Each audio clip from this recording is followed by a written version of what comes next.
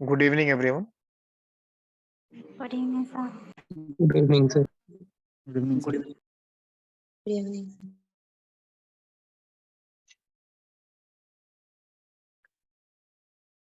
So last class में हमने different type of matrices के बारे में डिस्कस किया था और उसके जो प्रॉपर्टीज है वो बताई थी. So next part in matrices, trace of a matrix and its properties. Trace का मतलब क्या होता है? It is basically the sum of the principal diagonal elements of the matrix.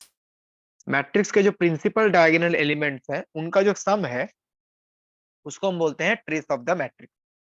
Formula is this: trace of A is equal to this. जैसे बताया गया था principal diagonal element के लिए रो इंडेक्स और कॉलम इंडेक्स इक्वल होता है, I equal to जे.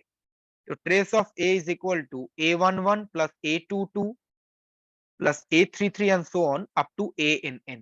ये n क्रॉस n मैट्रिक्स के लिए फॉर्मूला है. तो प्रिंसिपल डायगोनल एलिमेंट्स का सम करेंगे तो आपको क्या मिलेगा? Trace of the matrix. Now few important properties related to trace of the matrix.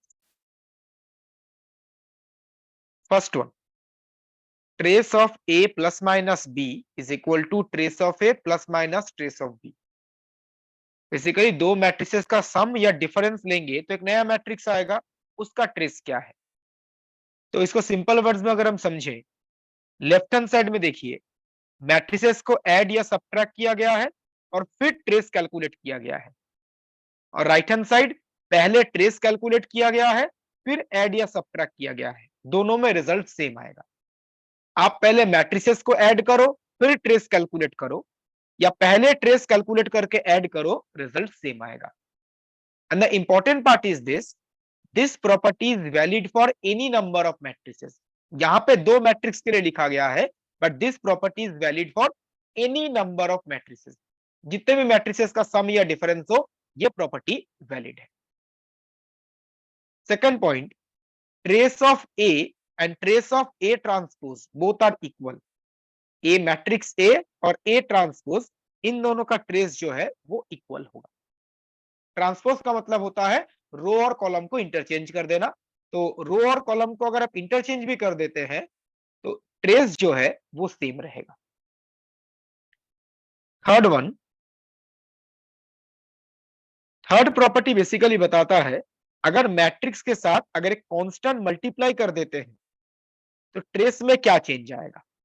तो ट्रेस ऑफ के ए, वेयर के इज ए कांस्टेंट, तो नया मैट्रिक्स है के ए, इस मैट्रिक्स का ट्रेस क्या होगा?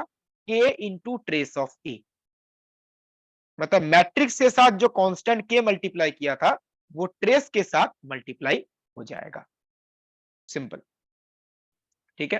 के इज सम कांस्टेंट, रियल भी हो सकता है कॉम्प्लेक्स भी हो सकता है. जैसे कि एग्जांपल अगर हम यहाँ पे लेते हैं, देखिए suppose we have a matrix 2 cross 2,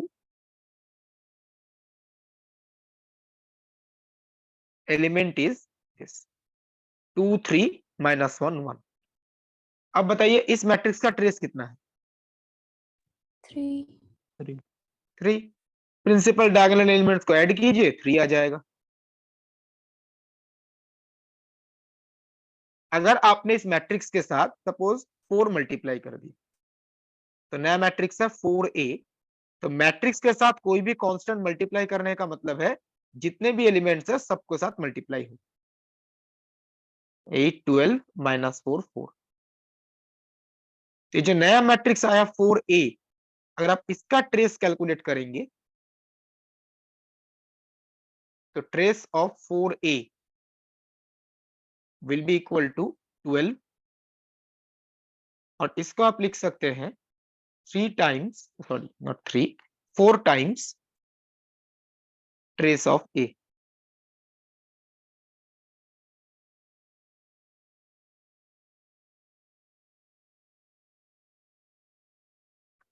अब देखिए ये जो फॉर्म है ये k into trace of a जैसा ही है. तो a मैट्रिक्स का ट्रेस था 3, अपने मैट्रिक्स के साथ 4 मल्टीप्लाई किया तो उसके ट्रेस के साथ भी 4 मल्टीप्लाई हो गया. k कोई भी कांस्टेंट हो सकता है, रियल कॉम्प्लेक्स दोनों हो सकते हैं. अगर हम डिटर्मिनेंट की बात करें, ये भी एक इंपॉर्टेंट प्रॉपर्टी है, हो सकता है किसी क्वेश्चन में जरूरत पड़ जाए। डिटर्मिनेंट ऑफ के ए, अगर मैट्रिक्स के साथ आप के मल्टीप्लाई करते हो तो डिटर्मिनेंट में क्या चेंज होता है? Anyone?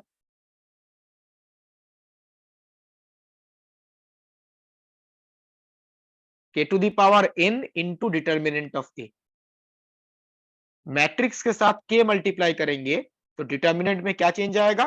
K to the power N, ये फैक्टर मल्टीप्लीकेशन में आ जाएगा। नॉट ओनली के, ट्रेस के केस में के मल्टीप्लीकेशन में आता है। डिटर्मिनेंट में क्या आएगा? K to the power N. N क्या है? Order of the matrix. जैसे यहां पे देखिए, ये जो मैट्रिक्स है इसका डिटर्मिनेंट कितना है? Please calculate.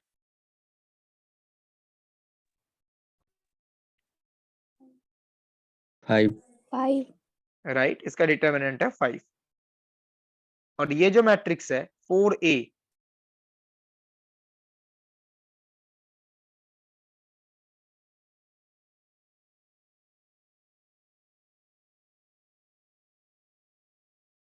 कितना आ रहा है?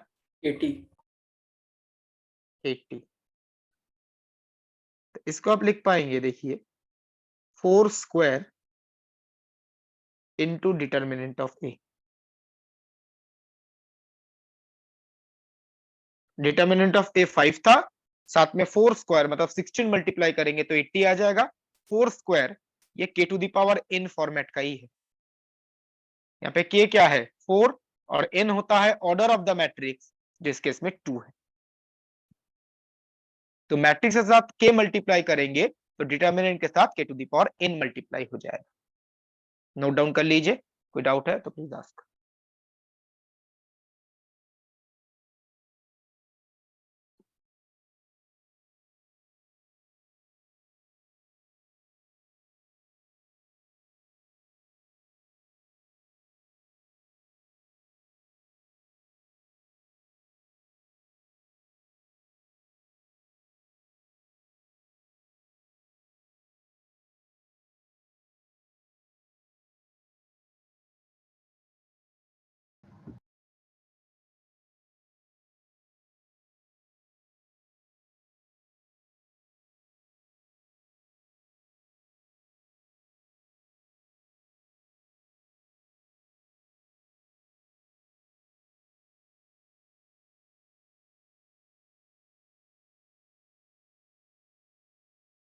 Done sir. ओके, तो मैं आगे प्रोसीड कर रहा हूं।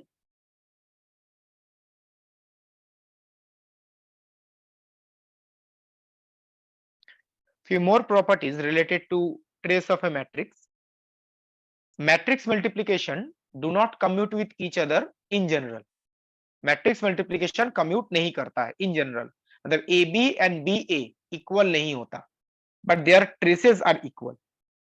तो ए बी और बी ए सेम नहीं होता है, मैट्रिक्स एक दूसरे के साथ कम्यूट नहीं करता, बट उनका ट्रेस ऑलवेज इक्वल होता है। इसी से रिलेटेड ये फिफ्थ प्रॉपर्टी है। इस ब्रैकेट को क्या बोलते हैं, याद है? क्वांटम में पढ़ा है, commutator bracket. Bracket commutator bracket. तो commutator bracket of A B, इसका ट्रेस 0 है। तो कम्यूटेटर ब्रैकेट का मैथमेटिकल फॉर्मूला होता है A B minus B A. ये तो ये होगा trace of A B minus B A. इसको आप लिख सकते हैं trace of A B minus trace of B A. अभी फोर्थ प्रॉपर्टी हमने देखा, ट्रेस ऑफ ए बी और trace of B A equal होता है, तो ये डिफरेंस कितना आ जाएगा? 0 0। ये दोनों कैंसिल कर जाएंगे बिकॉज दोनों इक्वल होते हैं। तो दो मैट्रिसेस का जो कम्यूटेटर ब्रैकेट है उसका ट्रेस ऑलवेज 0 आता है। 6th एंड 7th प्रॉपर्टी, इन दोनों को एक साथ अगर आप ध्यान रखेंगे तो ज्यादा सही होगा। सपोज हमारे पास 3 मैट्रिसेस हैं ए बी एंड सी। आप इन तीनों का प्रोडक्ट कैलकुलेट करना चाहते हैं, ठीक है? एंड प्रोडक्ट में एक ऑर्डर मैटर करता है, मैट्रिक्स मल्टीप्लिकेशन में किस ऑर्डर में आप मल्टीप्लाई कर रहे हैं ये मैटर करता है। यहाँ पे सपोज जो मल्टीप्लीकेशन है ये मैं क्लॉकवाइज ओरिएंटेशन में ले रहा हूँ, ठीक है, क्लॉकवाइज ओरिएंटेशन। तो ए से स्टार्ट करते हैं और हम लोग क्लॉकवाइज ओरिएंटेशन में प्रोडक्ट करेंगे, ए इंटू बी इंटू सी। तो ए बी सी आएगा। कोई बोल सकता है बी से स्टार्ट किया जाए, बिल्कुल। अगर आप बी से स्टार्ट करो, बी इंटू सी इंटू ए। या कोई बोल सकता है सी से स्टार्ट करते हैं। ओरिएंटेशन देखिए सेम है, क्लॉकवाइज, एक पर्टिकुलर ओरिएंटेशन फॉलो किया जा रहा है, सी ए बी। तो अगर आप क्लॉकवाइज ओरिएंटेशन में मूव करेंगे तो आपको तीन प्रोडक्ट मिलेंगे, A B C, B C A, C A B. ये तीनों मैट्रिसेस इन जनरल इक्वल होंगे, unequal? Equal. A B C, B C A, C A B, matrices will be unequal, matrices will be unequal, but traces but equal. their traces will be equal. matrices unequal होगा because matrix multiplication में order matter करता है, इस Yes. Order में आप multiplication कर रहे हैं, तो matrices will be different but their traces will be equal. Trace of ABC, trace of BCA, trace of CAB will be equal. अगर आपने ये एंटी क्लॉकवाइज ना, सॉरी क्लॉकवाइज ना लेके एंटी क्लॉकवाइज लिया होता, अगर एंटी क्लॉकवाइज लेते तो क्या का प्रोडक्ट आता? देखिए, look at the pointer, A C B, C B A, B A C. अगर आप एंटी क्लॉकवाइज लेते तो ये आता ए सी बी, बी ए सी, और आता सी बी ए। अगर एंटी क्लॉकवाइज लेते तो ये मैट्रिसेस तो इक्वल नहीं है बट उनका ट्रेस इक्वल होगा।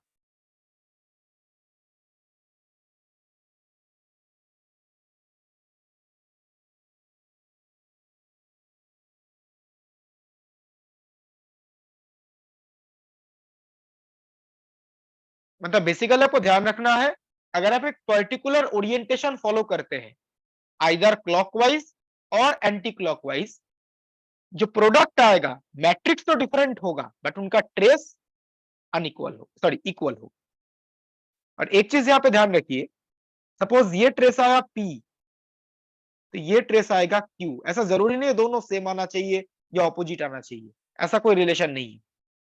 क्लॉकवाइज प्रोडक्ट लिया तो P, एंटी क्लॉकवाइज लिए तो Q। P और Q में ऐसा कोई पर्टिकुलर रिलेशन नहीं होता है, it can be any number. Important part है इक्वल होना चाहिए।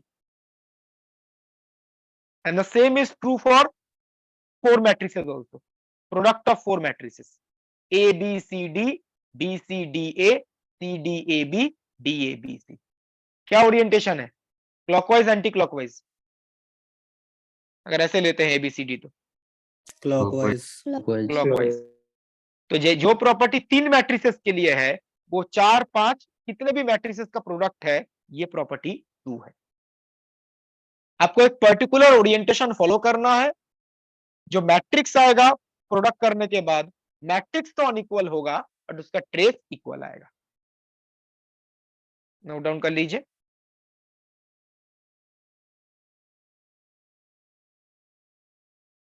P और Q इक्वल नहीं होगा ना? जरूरी नहीं है, कुछ भी हो सकता है। P और Q के बीच में कोई रिलेशन नहीं है, हो सकता है इक्वल हो, किसी केस में आ जाए, हो सकता है इक्वल ना हो, can be anything.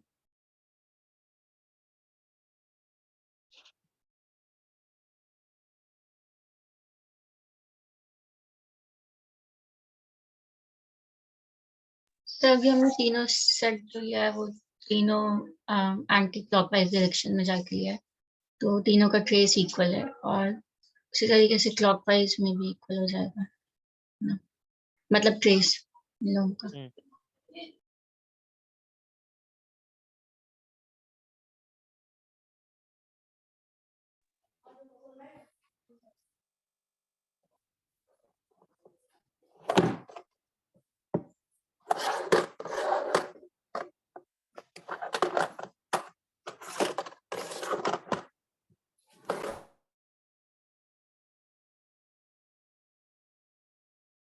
Sir okay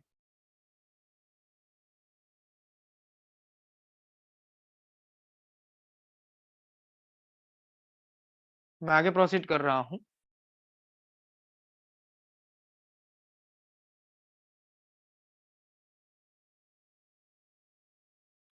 तो ट्रेस से रिलेटेड कुछ क्वेश्चन डिस्कस करते हैं।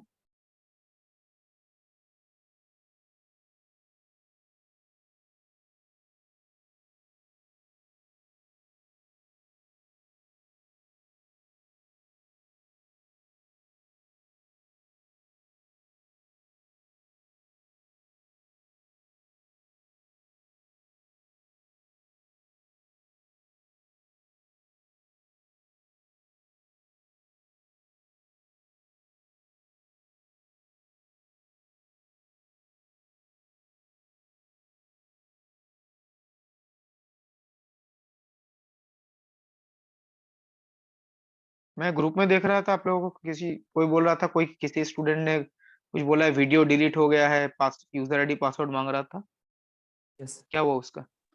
हाँ सर सर, वो वो असल में 2021 बैच का ही मतलब इधर ही करियर लेवल का ही, पर पुराने बैचेस का कोई स्टूडेंट है, तो मैंने उसको ब्लॉक कर दिया सर। तो कई बार पता मैसेजेस नहीं आते पुराने हैं, बुक सब का लोग लेक्चर्स मांगते हैं। वीडियो, अरे ऐसे हर बैच में कुछ लोग ऐसे होते ही हैं। मैं जब ये स्टार्ट हुआ था ना, आई थिंक कोविड का 2020 में था ना, जब फर्स्ट ऑनलाइन बैच चला था, उस टाइम पे एक स्टूडेंट ने पता है क्या किया था, मतलब अब लोग स्टूडेंट तो नहीं बोल सकते, वो आई थिंक जैम का प्रिपरेशन तो नहीं कर रहा था, इतना दिमाग तो नहीं चलाते, मतलब फालतू चीजों में दिमाग नहीं चलाते, ठीक है। उसने क्या किया था, कुछ स्टूडेंट को ऐसे मैसेज कर, पहले से क्लास में उसने एडमिशन लिया, ठीक है, क्लास ऑनलाइन क्लास भी करता था, ये मुझे मैनेजमेंट से पता चला, जो कुछ स्टूडेंट ने मैनेजमेंट को बताया है। तो वो क्या किया, जे वो जैसे था एक व्हाट्सएप कुछ ग्रुप ग्रुप बना था, तो उसने स्टूडेंट को बोल दिया, जे मैंने यहाँ से एमएससी किया है, तो मैं सबको फ्री में पढ़ाऊंगा, ये सब मैंने ऑलरेडी कैरियर एंडेवर से पढ़ के रखा है, तो आप लोग क्यों ज्वाइन कर रहे हो, तो फ्री में पढ़ाऊंगा, तो अपना ग्रुप बना लिया, तो क्लास करने की जरूरत नहीं, मैं सब पढ़ा दूंगा, ठीक है। तो आई थिंक 8-10 स्टूडेंट जो है चले भी गए, ठीक है। उसके बाद उन्होंने क्या किया, उन्होंने पहले कैरियर एंडेवर में जो आई थिंक जो फर्स्ट इंस्टॉलमेंट जैसे भी पेमेंट होता है, कुछ पैसे दे दिए, फिर सोचा वहां पे फ्री पर आ रहा है, चलो ठीक है। उस चक्कर में यहाँ पे 10-15 दिन क्लासेस उन्होंने नहीं लिए जो वहां पे पढ़ाएंगे। अब वो 10 दिन 15 दिन पता नहीं जो भी पढ़ाया, उसके बाद उसने पैसे मांगना शुरू कर दिए। अब वो स्टूडेंट जो यहाँ पे पैसे दे चुके थे, वहां पे भी 10 दिन तो ये क्लास नहीं हुआ, उनके चक्कर में इन्होंने क्लास नहीं कर पाए, फिर वहां पे जो के पैसे मांग रहे हैं, ठीक है। तो ये हर बैच में कुछ लोग ऐसे होते हैं, स्टूडेंट वो नहीं बोलूंगा, कुछ लोग ऐसे होते हैं, तो इन चक्करों से थोड़ा बचिए। कुछ हर ये, क्योंकि ऑनलाइन में कौन स्टूडेंट है कौन दूसरा पर्सन है समझ में नहीं आता है, फ्रैंकली स्पीकिंग पॉसिबल ही नहीं है, ठीक है। तो ऐसे कुछ लोग एवरी ऑनलाइन बैच में मिल ही जाते हैं, इनसे थोड़ा सावधान रहिए। सर ऑप्शन डी होगा।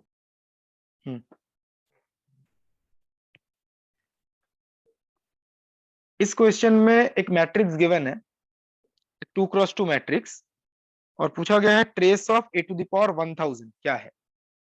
अब इस टाइप के क्वेश्चन जब पूछे जाते हैं ना, हायर पावर के रिलेटेड कोई क्वेश्चन पूछा जाता है, आपको यहाँ तक हायर पावर कैलकुलेट करने का रिक्वायरमेंट है भी नहीं। जैसे लास्ट क्लास में भी एक क्वेश्चन करवाया गया था, आई थिंक जस्ट का क्वेश्चन था, ए गिवन था और a to the power 27 calculate करना था, तो वहां पे मैंने बोला था आप a² कैलकुलेट करो, आपको आइडिया मिल जाएगा।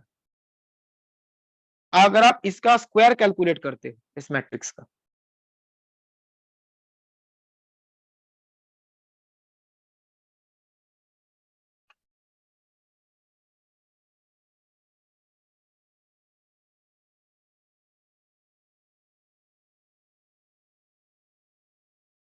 तो this into this,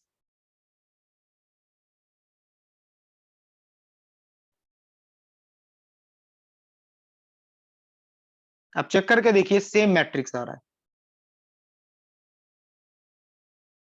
yes sir. Sir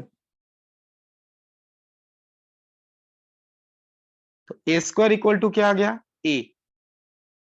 अगर a² इक्वल टू a है तो उस मैट्रिक्स को हम क्या बोलते हैं, आइडेम्पोटेंट मैट्रिक्स। इम्पोर्टेंट। बिल्कुल, आइडेम्पोटेंट मैट्रिक्स।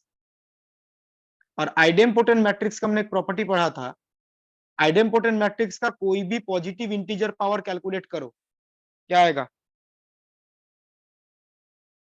ए सेम मैट्रिक्स।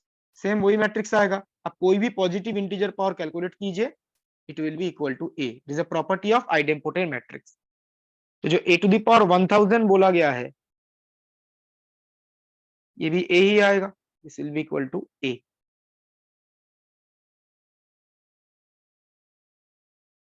तो trace of a to the power 1000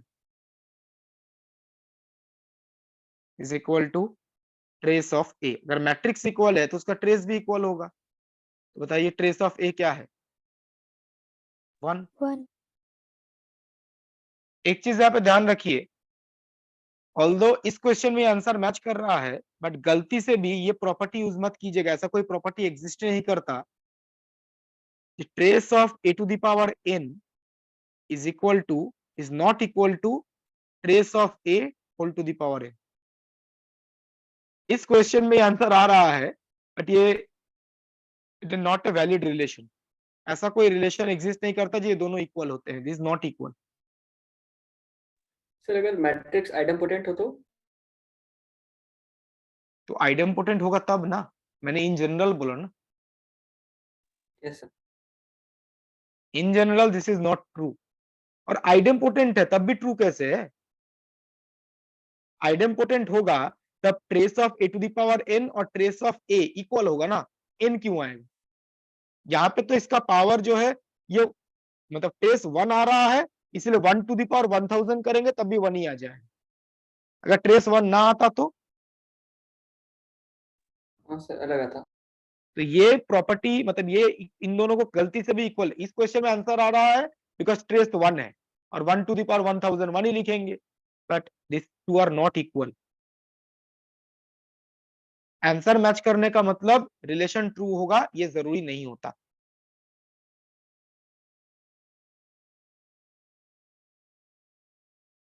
sir हम लोगों को 7th को मॉडर्न फिजिक्स के टेस्ट का नोटिफिकेशन आया। वो सिर्फ क्वांटम का टेस्ट है, क्वांटम। हाँ सर वही। सर पूरा सिलेबस ना, मतलब एंगुलर मोमेंटम भी? बिल्कुल। Okay sir. मॉडर्न पार्ट नहीं आएगा? क्या मॉडर्न का पार्ट मतलब कंप्यूटर वगैरह, फोटोइलेटी इफेक्ट? पूरा का आएगा, पूरा पूरा क्वांटम मैकेनिक्स जो मैंने आई थिंक 43 या 44 लेक्चर्स हुए हैं पूरा। यस। ओके सर अभी क्वांटम की कुछ क्लासेस बची हैं क्या? क्वांटम का वो जेस्ट वाला क्लास बचा हुआ है। कल जो क्लास रखा गया उसमें कुछ मैं प्रॉब्लम डिस्कस करूंगा। ऐसे पढ़ाने वाला पार्ट कंप्लीट हो चुका है। Okay sir. तो मैं आगे प्रोसीड कर रहा हूं।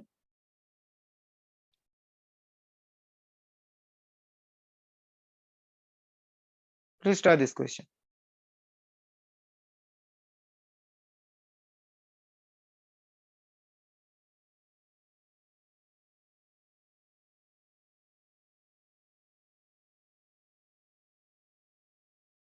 अभी जो पिछले वाले में ये बताया ना ये दोनों इक्वल नहीं होते हैं, ये दोनों इक्वल नहीं होते बताया गया। ये चीज आपको इसी क्वेश्चन में जब सॉल्व करोगे आपको समझ में आ जाएगा।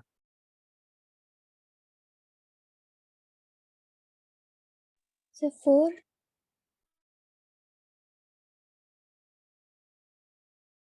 करेक्ट।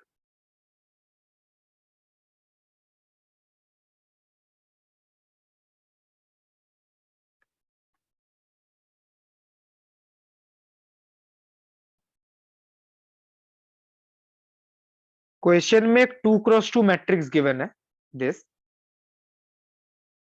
और एक इनफाइनाइट सीरीज का सम पूछा गया है। सीरीज के अंदर ट्रेस प्रेजेंट है, ट्रेस का सम कुछ पूछा गया है। अब आप यहाँ पे नोटिस करो जो मैट्रिक्स गिवन है उसका ट्रेस कितना है? 2. 2। तो ट्रेस ऑफ ए इज 2। अगर आप इस मैट्रिक्स का स्क्वायर कैलकुलेट करते हो, बिकॉज स्क्वायर है इसके अंदर, तो ए स्क्वायर अगर आप कैलकुलेट करें, प्लीज चेक, ये आएगा 1 2 अल्फा 0 1।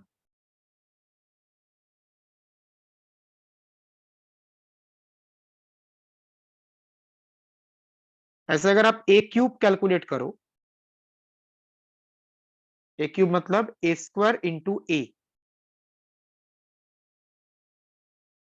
स्क्वायर आपने ऑलरेडी कैलकुलेट किया है, उसका यूज कीजिए। ये आएगा 1 3 alpha 0 1।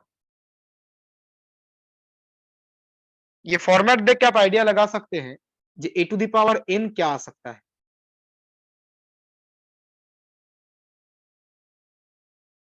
1 n alpha 0 1। A square A cube calculate करेंगे तो आपको ए टू द पावर एन के बारे में पता चल जाएगा।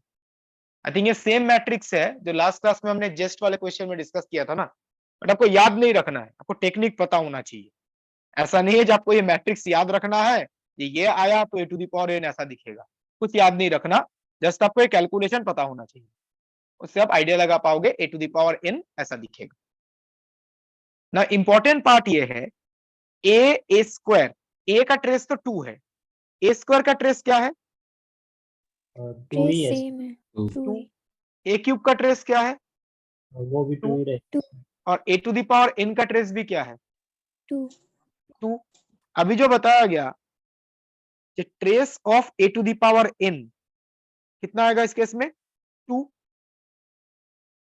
विच is not equal to trace of A whole to the power N. देखिए जो पिछले क्वेश्चन में बताया गया था ना प्रॉपर्टी, ये दोनों इक्वल नहीं होते हैं।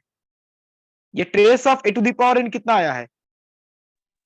2 और trace of A to the power N कितना होगा? 4 ये दोनों इक्वल थोड़ी ना है, दे आर नॉट इक्वल। वो बाई चांस किसी केस में वो ट्रेस 1 आया था इसलिए इक्वल हो गया था, और देखिए यहाँ पे तो 1 नहीं है।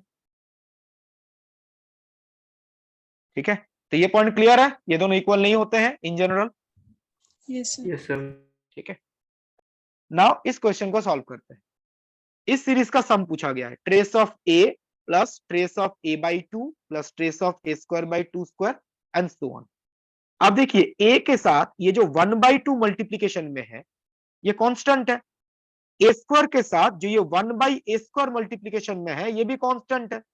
अभी क्या बताया गया था, मैट्रिक्स के साथ जो कांस्टेंट मल्टीप्लीकेशन में रहता है, जैसे ट्रेस ऑफ के ए, इसको क्या लिख सकते हैं आप? के ट्रेस के ट्रेस ऑफ ए के इंटू ट्रेस ऑफ ए, के कांस्टेंट है। तो ये प्रॉपर्टी यूज करके देखिए आप क्या लिख पाएंगे। मैं आगे प्रोसीड कर रहा हूं।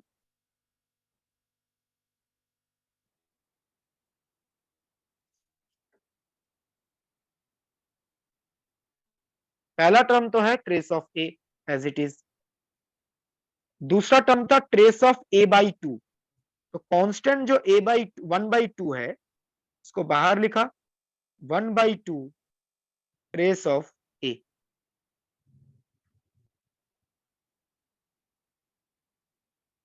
थर्ड टर्म क्या था, trace of A square by 2 square. तो 1/2 स्क्वायर कांस्टेंट है, इसको बाहर लिख दिया, trace of A square and so on. उसके बाद वाला टर्म आएगा 1/2 cube trace of A cube. जो कांस्टेंट है उसको जस्ट बाहर निकाला, जो ट्रेस का प्रॉपर्टी होता है ना। आप यहाँ पे नोटिस करो, ये जो trace of A, trace of A, trace of A square, trace of A cube, इन सब का वैल्यू कितना है? 2 2। तो इन सबसे अगर हम 2 कॉमन ले लेते हैं, ये आएगा 1 plus 1/2 plus 1/2 square plus 1/2 cube and so on.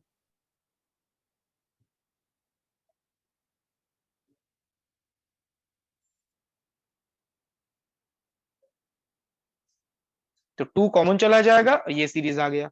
और देखिए ये एक इनफाइनाइट जीपी सीरीज है। यस ओके, तो इनफाइनाइट जीपी सीरीज का सम होता है a अपॉन 1 माइनस आर। तो 2 into a first term is 1 upon 1 minus R, R is common ratio.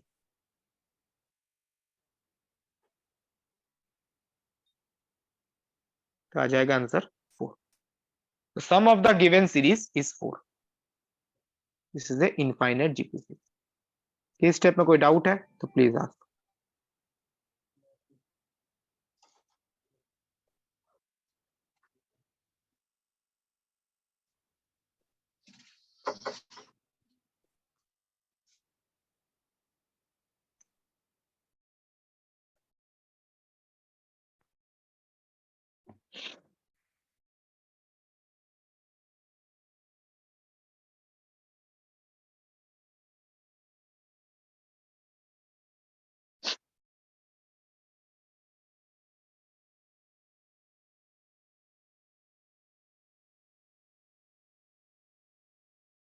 तो मैं आगे प्रोसीड कर रहा हूं।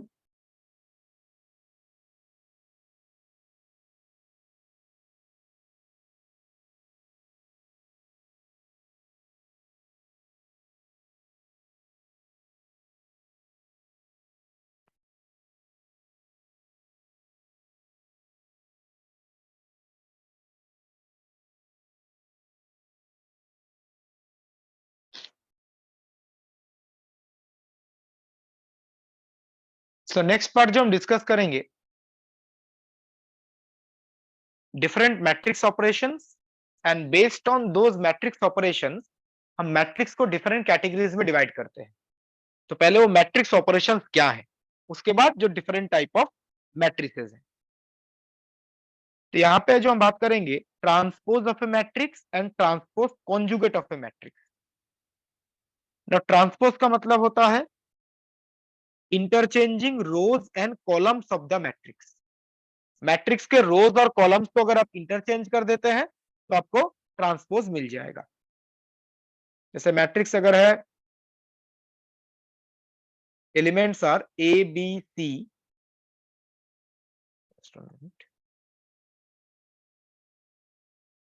D E F G H I, this is a 3x3 matrix.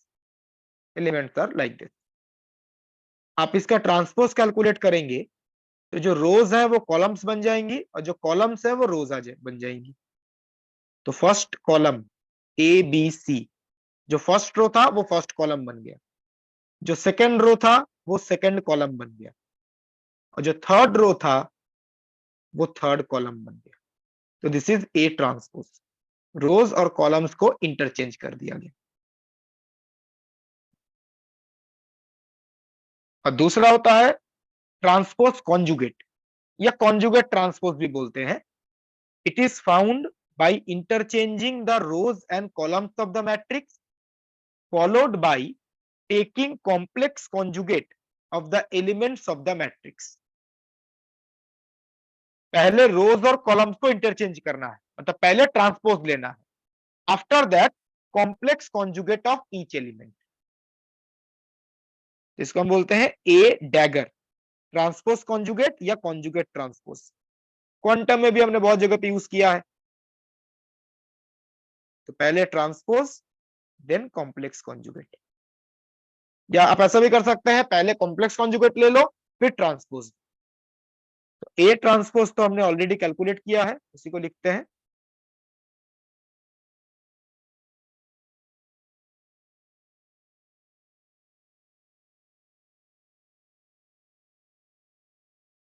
और इस मैट्रिक्स का कॉम्प्लेक्स कॉन्जुगेट, मैट्रिक्स का कॉन्जुगेट मतलब ईच एंड एवरी एलिमेंट का कॉम्प्लेक्स कॉन्जुगेट कैलकुलेट करेंगे।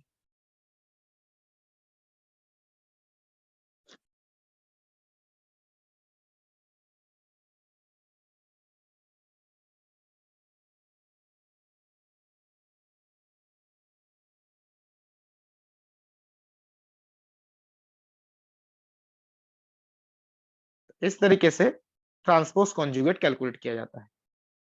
तो रिमेंबर, क्वांटम मैकेनिक्स में ट्रांसपोज कॉन्जुगेट को क्या बोलते हैं? Dirac notation. ट्रांसपोज कॉन्जुगेट के बदले दूसरा एक वर्ड यूज किया जाता है, something conjugate. Hermitian Hermitian conjugate sir. Hermitian conjugate. तो इसको ऐसे भी डिनोट कर सकते हैं, ए और यहाँ पर एच। ए एच का मतलब है Hermitian conjugate. A dagger A H दोनों सेम ही है, transpose conjugate, Hermitian conjugate. Note down कर लीजिए।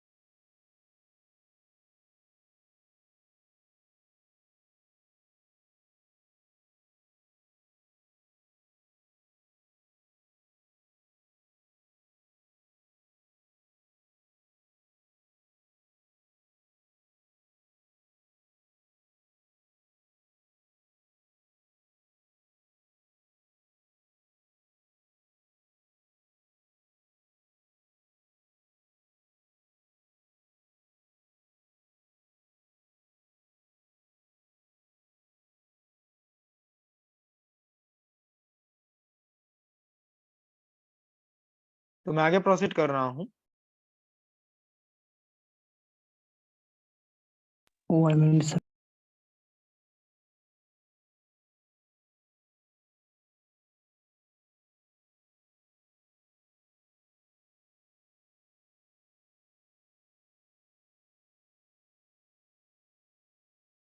Done, sir.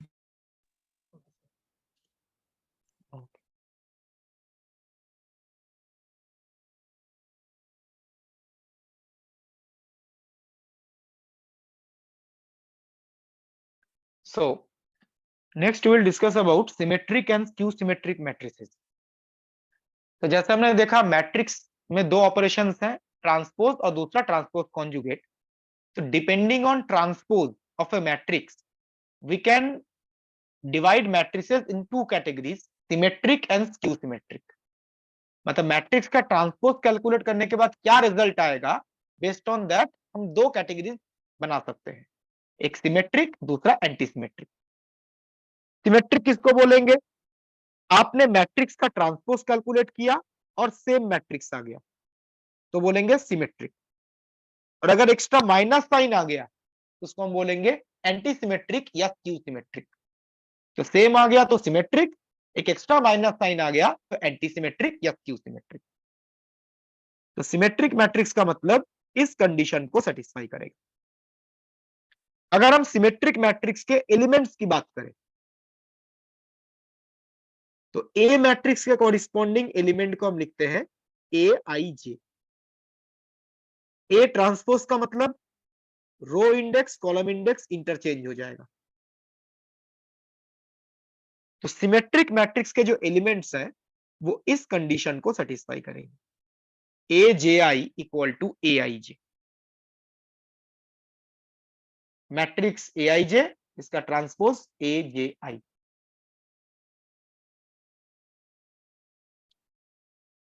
ठीक है, जैसे A21 इक्वल टू A12 ऐसा आएगा। तो अगर हम एक 2x2 सिमेट्रिक मैट्रिक्स का जनरल फॉर्म लिखें, ऐसा दिखेगा, principal diagonal element A B, upper triangular element is P, तो लोअर ट्रायंगुलर एलिमेंट भी क्या होगा? P। Principal diagonal can be anything A B, upper triangular P है तो लोअर ट्रायंगुलर भी P होगा। 3x3 symmetric matrix general format देखिए क्या होता है। जैसे 2x2 में बताया गया, 3x3 can be anything A B C if the upper triangular elements are P Q R, lower triangular elements will also be P Q R। Upper triangular element अगर P Q R है तो lower triangular element भी वही होगा, exactly से P Q R, यहां पे भी देखिए पी क्यू आर। तो सिमेट्रिक मैट्रिसेस इस टाइप के दिखेंगे। ये 2x2 का फॉर्मेट है, ये 3x3 का फॉर्मेट है।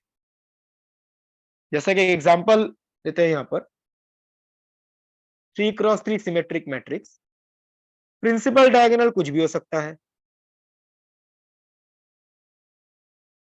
अपर ट्रायंगुलर सपोज है 2 5 -3, तो लोअर ट्रायंगुलर भी होगा 2 5 -3। This is example of a 3x3 symmetric matrix. Principal diagonal कुछ भी हो सकता है, जो अपर ट्रायंगुलर होगा वही लोअर ट्रायंगुलर होगा।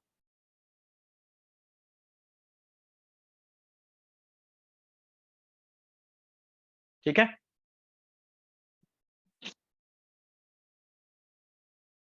अगर यहां पे आपको पूछा जाए this is a 3x3 symmetric matrix, total 9 elements, out of 9 elements how many elements are independent, इनमें से कितने एलिमेंट्स इंडिपेंडेंट होंगे? 6। Out of these 9 elements, 6 elements are linearly independent. 3 principal diagonal element, they can be anything, plus 3 upper triangular elements. Lower triangular elements are linearly dependent on upper triangular elements. जो linear lower triangular elements है वो upper triangular element का linearly dependent है। ये हमने quantum में भी discuss किया है, दो नंबर्स या दो एलिमेंट्स लीनियरली डिपेंडेंट है, इसका मतलब क्या होता है? Scalar multiple. Scalar multiple. तो यहां पे अगर आप ध्यान से देखें, जो लोअर ट्रायंगुलर मैट्रिक्स है, लोअर ट्रायंगुलर सॉरी एलिमेंट है, it is a scalar multiple of upper triangular element. और स्केलर मल्टीपल होने का मतलब लीनियरली डिपेंडेंट होगा। यहाँ पे इस k का वैल्यू क्या है? एनीवन? 1 1 है, बिल्कुल सही 1। तो lower triangular element is scalar multiple of upper triangular element, here k is 1, and since they are scalar multiple, so these elements are linearly dependent on upper triangular elements. तो lower triangular element independent नहीं होंगे, dependent होंगे। Independent कौन कौन होगा? Principal diagonal and upper triangular, total 6 element. अगर हम n cross n की बात करें, number of independent elements for a n cross n symmetric matrix will be this 1/2 n into n plus 1। 3x3 matrix के लिए 6 इंडिपेंडेंट एलिमेंट थे, n cross n symmetric matrix के लिए इतने इंडिपेंडेंट एलिमेंट्स होंगे। ये काउंट कैसे किया गया देखिए, इंडिपेंडेंट एलिमेंट कौन से हैं? Principal diagonal and upper triangular. Principal diagonal and upper triangular. Lower triangular तो अपर ट्रायंगुलर पे डिपेंड करता है।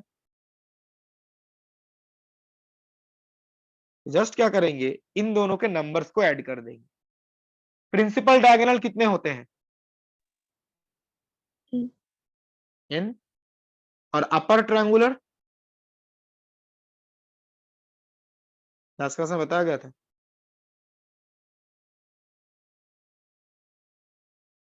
तो principal diagonal elements will be n and upper triangular elements will be n square minus n/2। इन दोनों को add करेंगे तो ये आ जाएगा ऊपर जो फॉर्मूला लिखा गया। This is the number of independent elements for a n cross n symmetric matrix.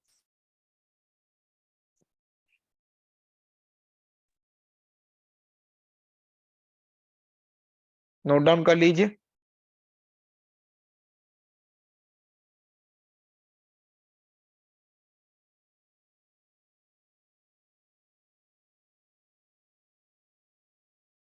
किसी ने पूछा है लोअर ट्रायंगुलर एलिमेंट अगर 3 इंटू अपर ट्रायंगुलर एलिमेंट होगा तो सिमेट्रिक कैसे बनेगा? सिमेट्रिक बनने के लिए तो दोनों इक्वल होने चाहिए ना। अगर यहाँ पे 3p होता तो क्या सिमेट्रिक बोलते इसको?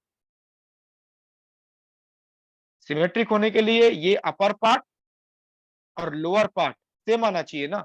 तो k का वैल्यू 1 ही होगा इस केस में, 3 नहीं हो सकता। अगर k का वैल्यू आप 3 लेते हैं तो ये तो सिमेट्रिक ही नहीं रहेगा। ये सब चीजों की बात क्यों कर रहे हैं?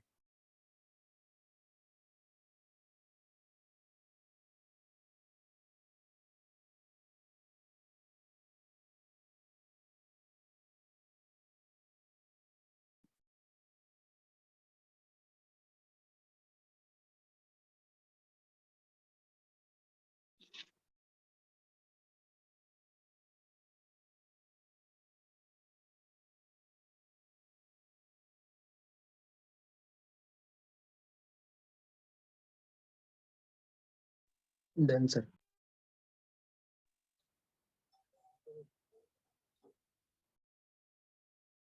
ओके,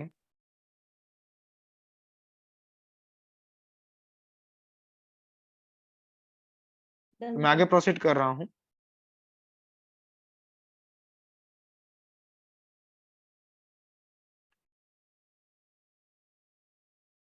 तो नेक्स्ट, स्क्यू सिमेट्रिक और एंटी सिमेट्रिक मैट्रिक्स। तो ये matrix is said to be a skew symmetric matrix if this condition satisfies A transpose equal to minus A. आपने मैट्रिक्स का ट्रांसपोज कैलकुलेट किया, सेम मैट्रिक्स आया but extra एक negative sign.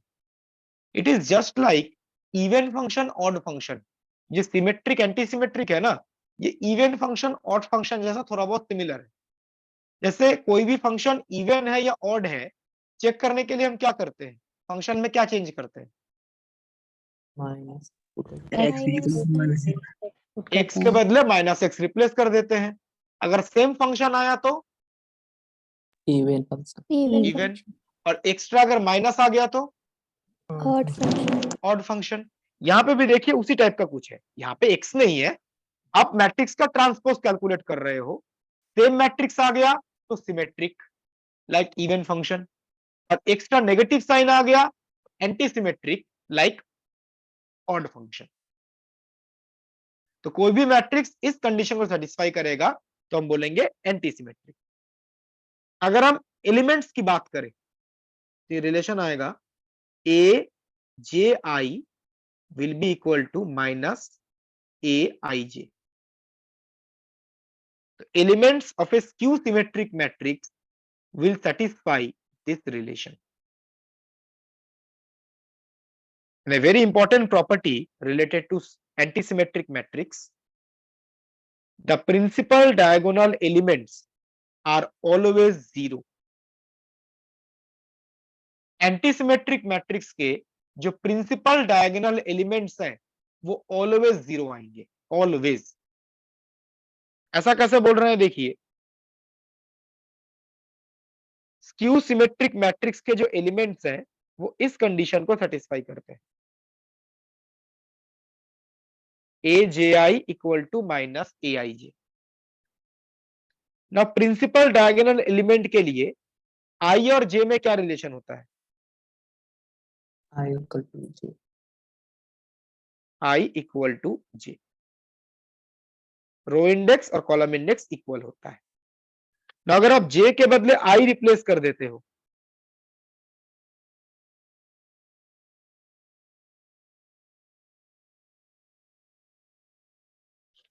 अपने यहां पे जे के बदले क्या रिप्लेस कर दिया? आई। तो ये आ जाएगा 2 times A I I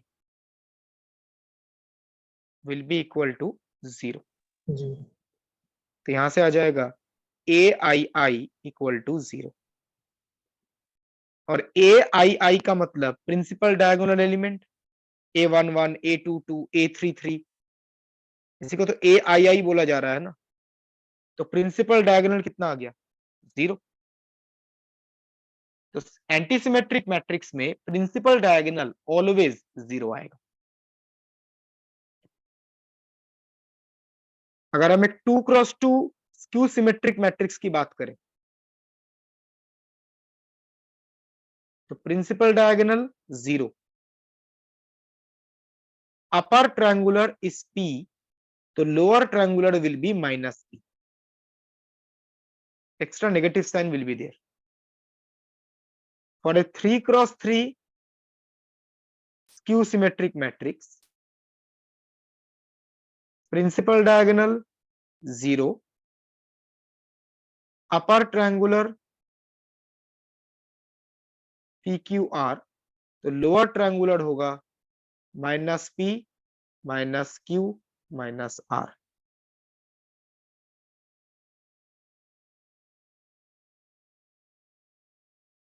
upper triangular PQR है, फॉर्मेट ध्यान रखिएगा, एग्जाम में स्क्यू सिमेट्रिक मैट्रिक्स आइडेंटिफाई करने में हेल्प होगा।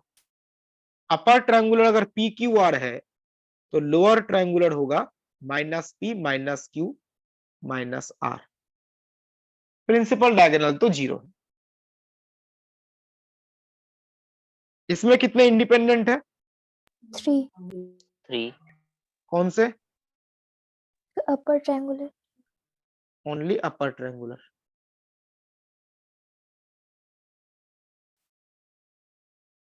जो अपर ट्रायंगुलर है वही इंडिपेंडेंट है। प्रिंसिपल डायगोनल तो 0 है, 0 के अलावा कुछ हो नहीं सकता। और जो लोअर ट्रायंगुलर है वो अपर ट्रायंगुलर का स्केलर मल्टीपल है, k टाइम्स अपर ट्रायंगुलर।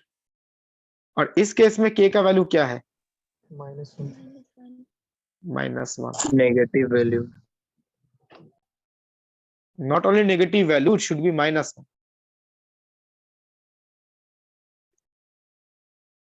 तो lower triangular scalar multiple of upper triangular, जहां पे k का वैल्यू है -1। तो तीन ही इंडिपेंडेंट एलिमेंट है upper triangular. In general n cross n matrix के लिए क्या होगा? Number of independent element for n cross n skew symmetric matrix is 1/2 n into n minus 1.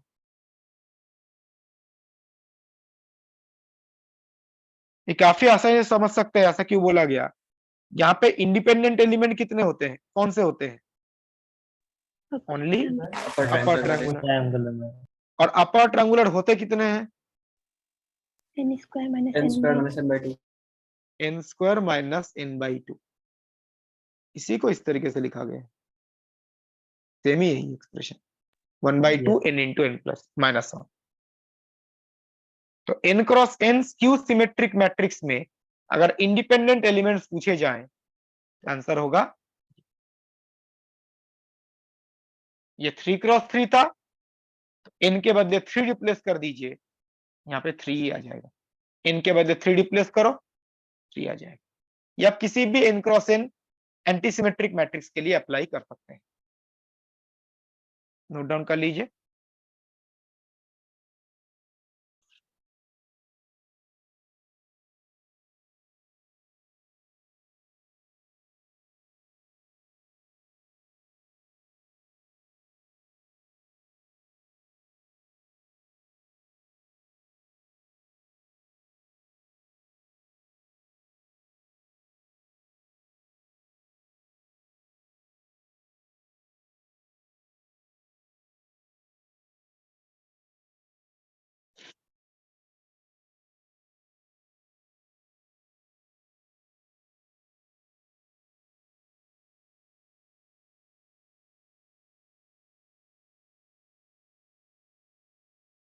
Done, sir.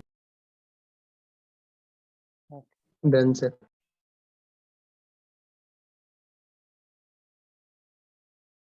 तो मैं आगे प्रोसीड कर रहा हूं।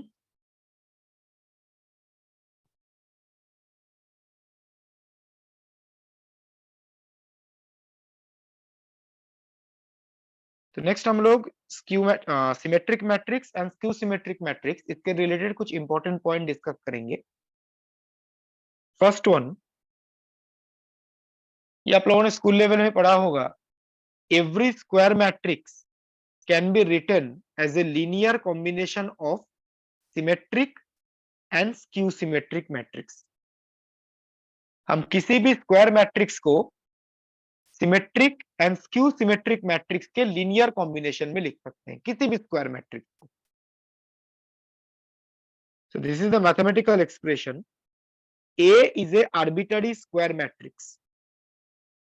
इसको आप इस तरीके से लिख पाएंगे, देखिए किसी भी स्क्वायर मैट्रिक्स को आप ऐसे लिख सकते हैं, 1/2 A plus A transpose plus 1/2 A minus A transpose.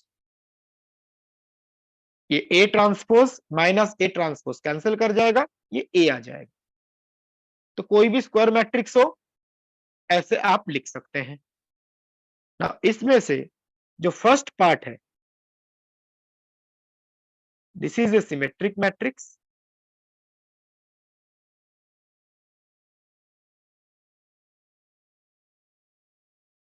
और जो सेकेंड पार्ट है that is a skew symmetric matrix और एंटी सिमेट्रिक मैट्रिक्स।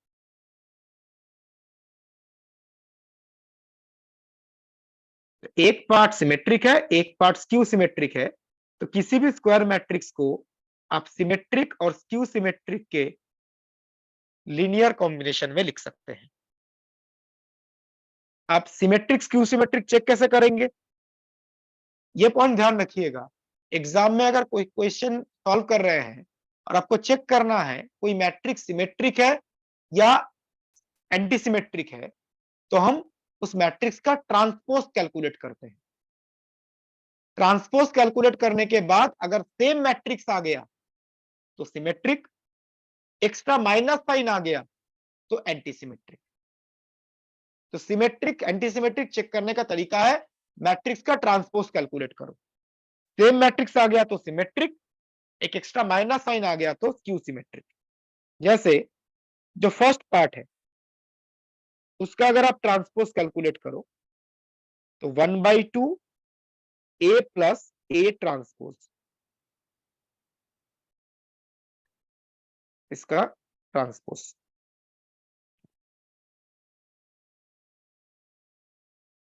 तो होगा 1/2 A transpose plus transpose of A transpose. तो ट्रांसपोज ऑफ A ट्रांसपोज क्या होता है, A। तो बेसिकली आ जाएगा 1/2 A प्लस A ट्रांसपोज। तो सेम मैट्रिक्स आ गया, आपने ट्रांसपोज कैलकुलेट किया इस मैट्रिक्स का और देखिए सेम मैट्रिक्स आ गया। और सेम मैट्रिक्स आने का मतलब सिमेट्रिक में सिमेट्रिक, ये एक सिमेट्रिक मैट्रिक्स है। ऐसे जो सेकेंड पार्ट है 1/2 A माइनस A ट्रांसपोज,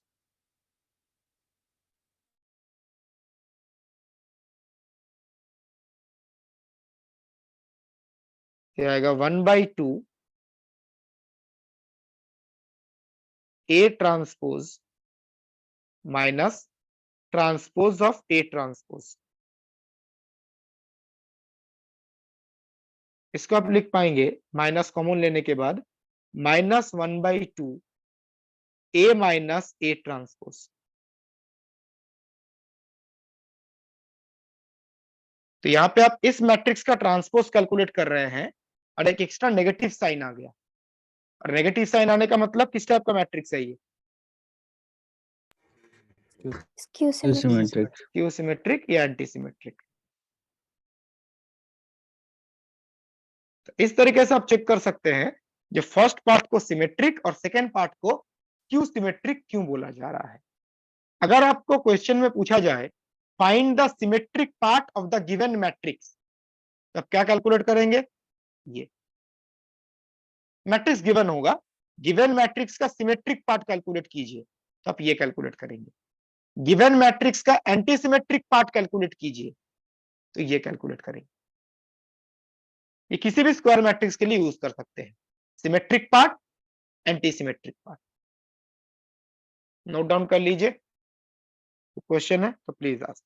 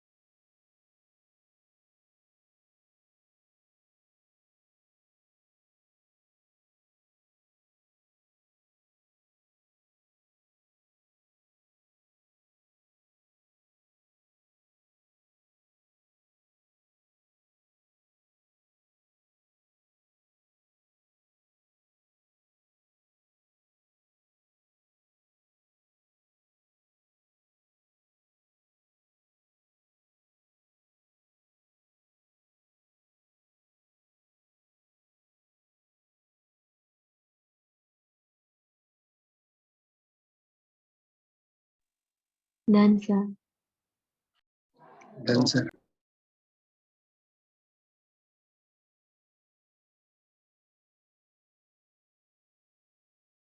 तो मैं आगे प्रोसीड कर रहा हूं।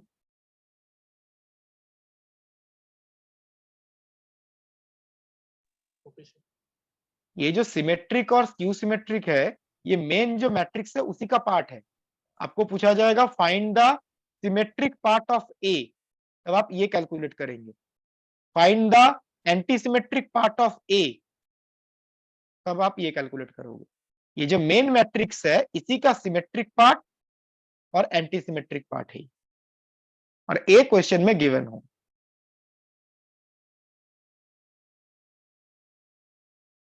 तो नेक्स्ट प्रॉपर्टी, सेकंड वन, ये बेसिकली क्या बता रहा है, आपके पास दो सिमेट्रिक मैट्रिक्स हैं, A and B, both are symmetric matrix. इन दोनों मैट्रिक्स का प्रोडक्ट सिमेट्रिक होगा या एंटी सिमेट्रिक होगा, ये कैसे पता चलता है? कंडीशन क्या है?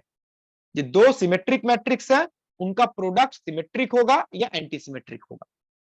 क्या बोला गया है देखिए, product of two symmetric matrices A and B will be symmetric if AB commutes with each other, and product will be skew symmetric if A and B anti-commutes with each other. तो दो symmetric matrix का product symmetric होगा अगर A B commute करता है। Commute करने का मतलब A B equal to B है। बी ए, राइट, उनका कम्यूटेटर ब्रैकेट 0 है। और प्रोडक्ट एंटी सिमेट्रिक होगा जब वो एंटी कम्यूट करते हैं। एंटी कम्यूट करने का मतलब A B equal to minus B. -B है। Minus B. तो जब कम्यूट करेगा तो प्रोडक्ट सिमेट्रिक होगा, जब एंटी कम्यूट करेगा तो प्रोडक्ट स्क्यू सिमेट्रिक होगा। अभी कैसे बोल रहे हैं देखिए, आपके पास दो सिमेट्रिक मैट्रिक्स है ए एंड बी, तो we can write A transpose equal to A and B transpose equal to B, दोनों सिमेट्रिक है। नाउ हमें चेक करना है इनका प्रोडक्ट सिमेट्रिक कब होगा। तो प्रोडक्ट मतलब ए बी या बी ए बी ले सकते हैं, एक ही बात है। A B will be symmetric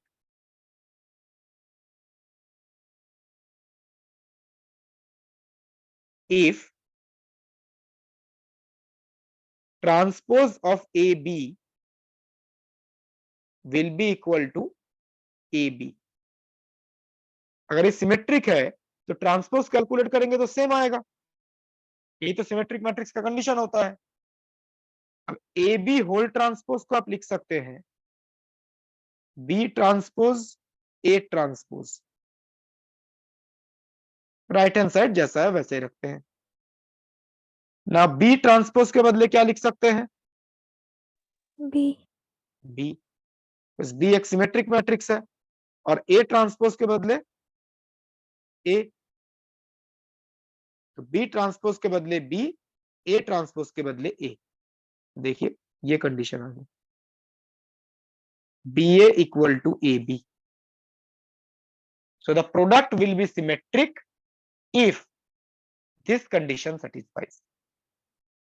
That means A and B commutes with each other. और ये दोनों जब कम्यूट करेंगे तो इनका कम्यूटेटर ब्रैकेट कितना है? 0 आएगा। इसको ऐसे भी लिख सकते हैं, कम्यूट कर रहा है मतलब कम्यूटेटर ब्रैकेट 0 होगा। ऐसे अगर आप चेक करते हैं ये प्रोडक्ट स्क्यू सिमेट्रिक कब होगा, तो A B will B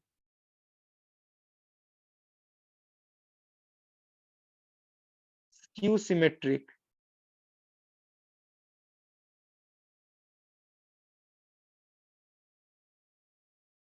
if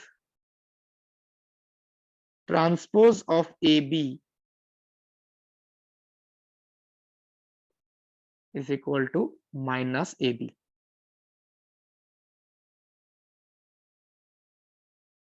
transpose of A B is equal to minus A B, skew symmetric है तो ट्रांसपोज कैलकुलेट करेंगे तो एक्स्ट्रा माइनस साइन आना चाहिए ना। Pretty simple calculation, A B whole transpose को हम लिख सकते हैं B transpose A transpose right hand side minus A B.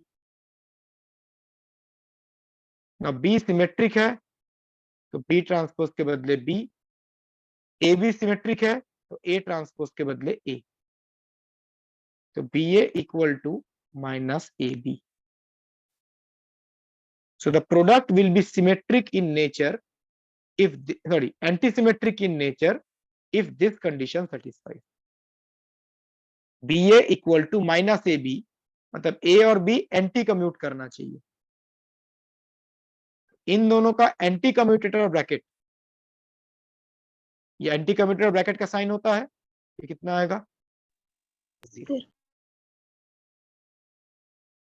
तो दो सिमेट्रिक मैट्रिक्स है, प्रोडक्ट सिमेट्रिक होगा जब वो कम्यूट करता है, प्रोडक्ट एंटी सिमेट्रिक होगा जब वो एंटी कम्यूट करता है। कोई डाउट है तो प्लीज आस्क।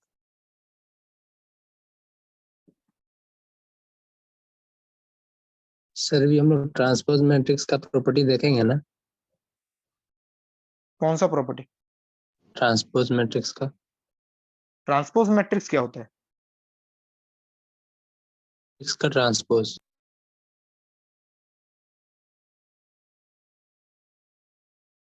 समझ में नहीं है, आप कौन से प्रॉपर्टी की बात कर रहे हो?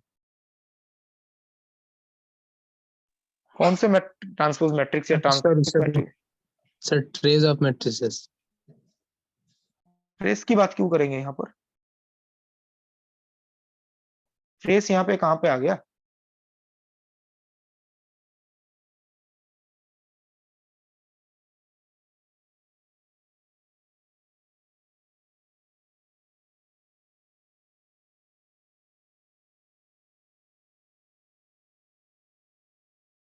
किसी ने पूछा है ऐसा पॉसिबल है कि ना कम्यूट करे ना एंटी कम्यूट करे? बिल्कुल पॉसिबल है।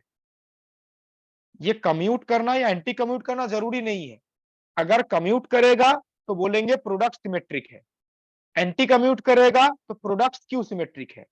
अगर कम्यूट एंटी कम्यूट नहीं करता, कुछ भी नहीं कर रहा है, ना कम्यूट कर रहा है ना एंटी कम्यूट कर रहा है, तब क्या बोलेंगे? Neither symmetric nor anti symmetric. ऐसे भी तो फंक्शंस होते हैं ना, नाइदर इवन नॉर ऑड।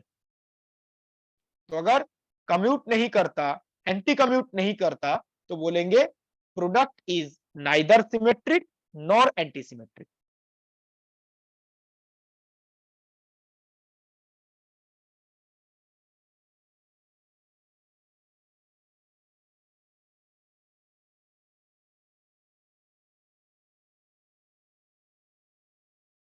तो मैं आगे प्रोसीड कर रहा हूं।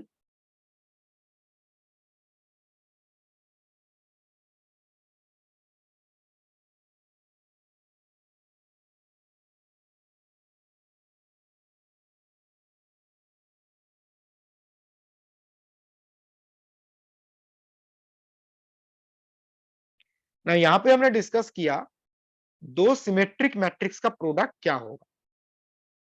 ना अगर दो एंटी सिमेट्रिक मैट्रिक्स हैं, उनका प्रोडक्ट क्या होगा, या एक सिमेट्रिक हो एक एंटी सिमेट्रिक हो, उनका प्रोडक्ट क्या होगा। Third point, product of two antisymmetric matrices A and B will be symmetric in nature if A and B commutes with each other. Product will be skew symmetric in nature if A and B anti-commutes with each other.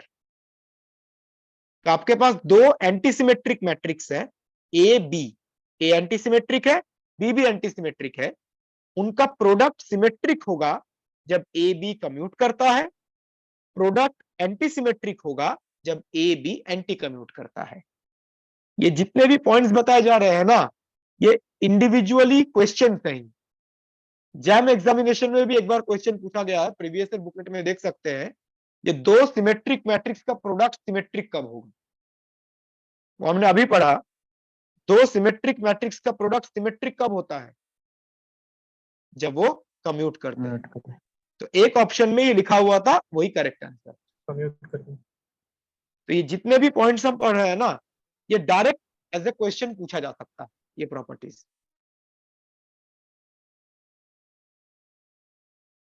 Next, अगर एक symmetric है और एक anti symmetric है, तो A symmetric matrix, B anti symmetric matrix, उनका product क्या होगा? Product will be symmetric if A and B anti commutes with each other. यहां पे देखिए कंडीशन थोड़ा बदल चुका है। सिमेट्रिक होगा जब एंटी कम्यूट करता है, एंटी सिमेट्रिक होगा जब कम्यूट करता है। एक सिमेट्रिक है, एक एंटी सिमेट्रिक है, प्रोडक्ट क्या होगा? जैसे हमने सेकंड पॉइंट में ये प्रूफ किया था ना, ऐसे ही आप थर्ड और फोर्थ पॉइंट को भी प्रूफ कर सकते हैं। मैं रिपीट नहीं कर रहा हूं कैलकुलेशन, जैसे सेकंड पॉइंट को आपने प्रूफ किया था, वैसे आप थर्ड और फोर्थ पॉइंट को भी प्रूफ कर सकते हैं। थर्ड और फोर्थ पॉइंट क्लियर है? Yes, sir. Yes.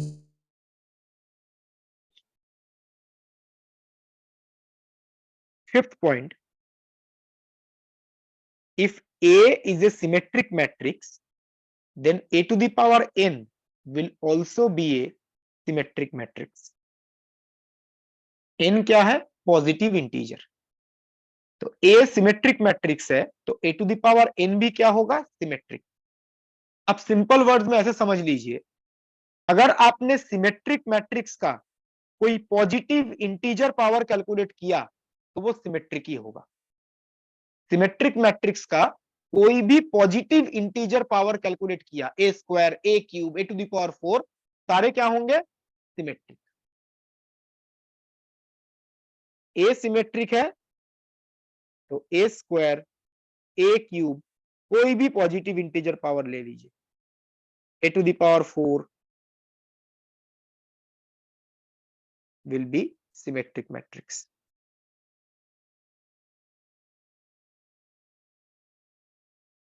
ये कैसे बोल रहे हैं? अगेन आपको ट्रांसपोज ही कैलकुलेट करना है। आप ए टू द पावर n इस मैट्रिक्स का ट्रांसपोज कैलकुलेट करो। नाउ यहां पर पहले पावर कैलकुलेट किया गया है और फिर ट्रांसपोज। पहले मैट्रिक्स का पावर और फिर ट्रांसपोज। अगर आप इन दोनों को इंटरचेंज भी करते हैं ना, तब भी सेम आंसर आता है। मतलब पहले ट्रांसपोज और फिर पावर। आप पावर और ट्रांसपोज इन दो ऑपरेशन को इंटरचेंज कर सकते हैं। आप पहले पावर कैलकुलेट करो फिर ट्रांसपोज, या पहले ट्रांसपोज फिर पावर, रिजल्ट सेम आता है। अब बताइए ए ट्रांसपोज के बदले क्या लिख सकते हैं? A. A, because A is a symmetric matrix. तो ये आ जाएगा a to the power n। तो आपने a to the power n का ट्रांसपोज कैलकुलेट किया और a to the power n आ गया, सेम मैट्रिक्स। इसको सिमेट्रिक ही तो बोलेंगे। a to the power n का ट्रांसपोज सेम आ गया।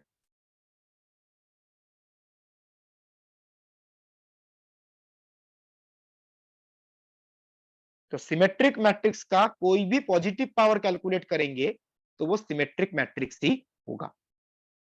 नोट डाउन कर लीजिए, क्वेश्चन है तो प्लीज आप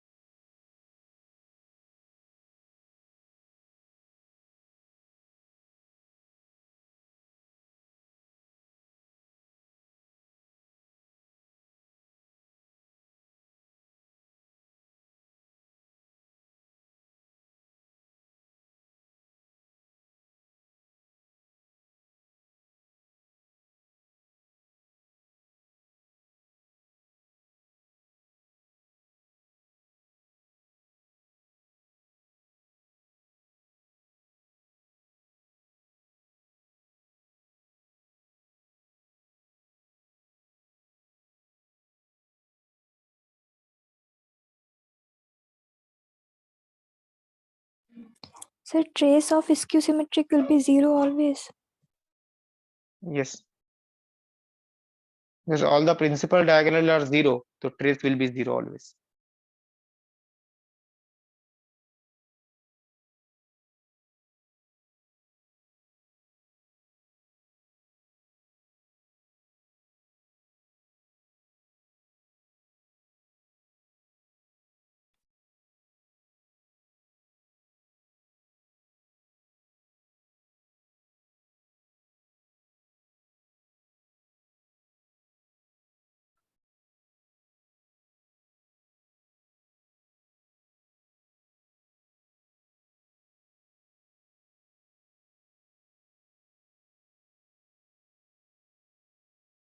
Done, sir.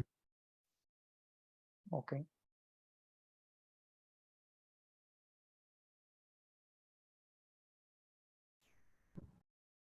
मैं आगे प्रोसीड कर रहा हूं।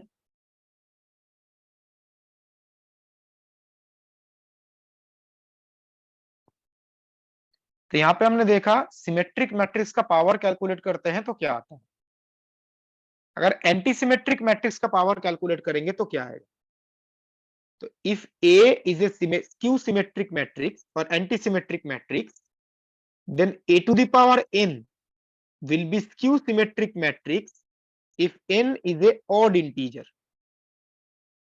and a to the power n will be a symmetric matrix if n is an even integer. तो a skew symmetric matrix है, तो a to the power n skew symmetric matrix होगा when n is an odd integer, और a to the power n symmetric matrix होगा when n is an even integer. मतलब in simple words अब ऐसे सोच सकते हैं, अगर आपने ऑड पावर्स कैलकुलेट किए, ए एंटीसिमेट्रिक मैट्रिक्स है, उसके ऑड पावर्स आपने कैलकुलेट किए, A cube, A to the power 5, A to the power 7 and so on. तो ऑड पावर्स कैलकुलेट करेंगे तो क्या आएगा, symmetric skew symmetric, Symmetric. Skew symmetric. Main जो मैट्रिक्स है वो स्क्यू सिमेट्रिक है, उसका ऑड पावर कैलकुलेट करेंगे तो स्क्यू सिमेट्रिक आएगा। और अगर इवन पावर आपने कैलकुलेट किया, A square, A to the power 4, A to the power 6,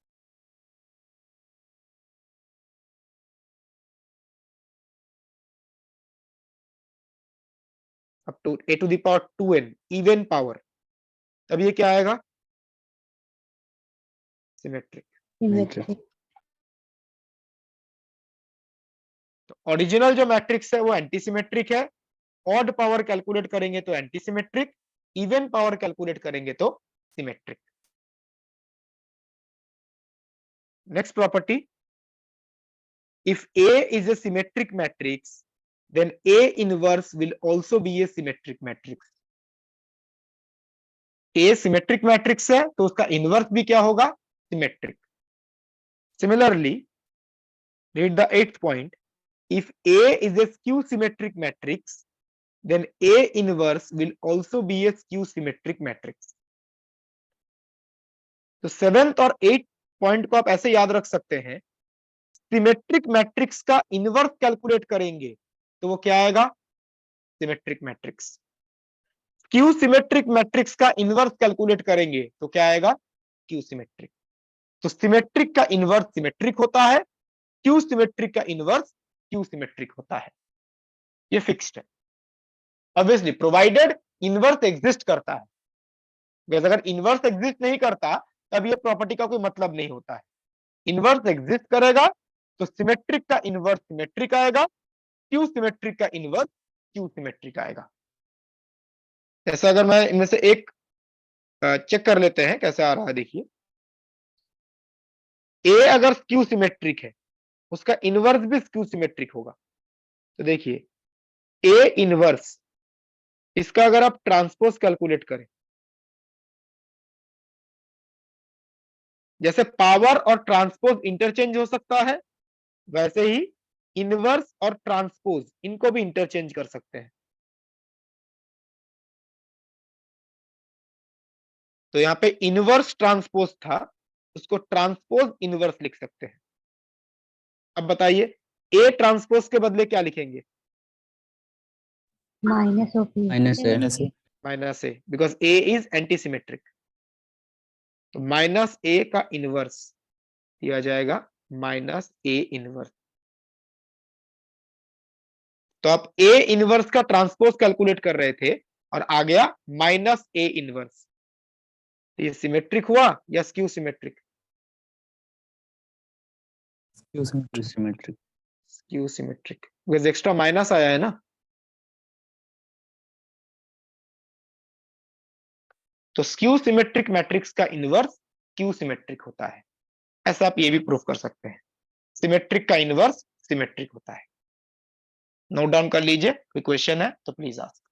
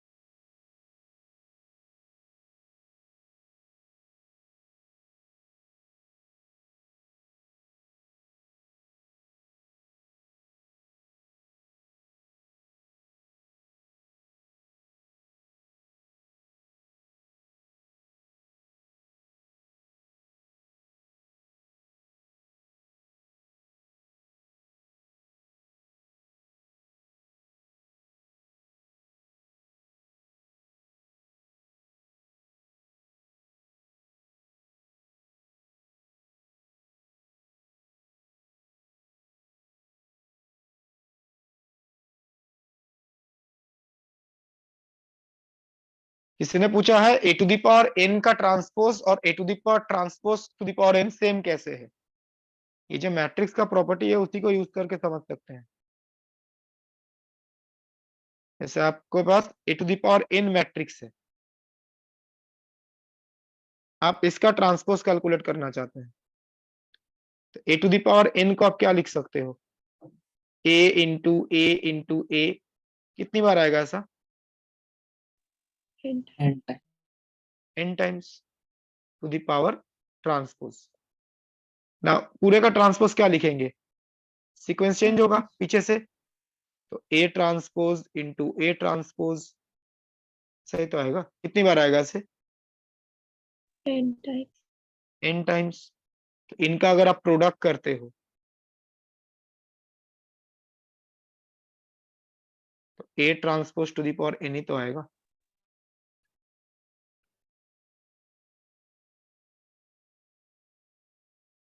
इसीलिए बोला गया था ट्रांसपोज और पावर, इसको आप इंटरचेंज कर सकते हैं।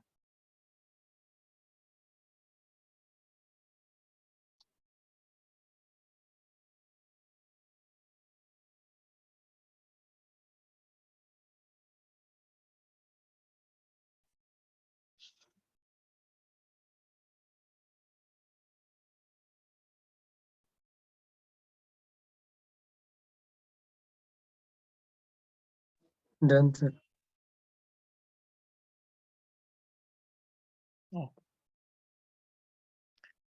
जो भी हमने सिमेट्रिक और स्क्यू सिमेट्रिक के बारे में डिस्कस किया, तो कुछ क्वेश्चन सॉल्व करते हैं symmetric skew symmetric related.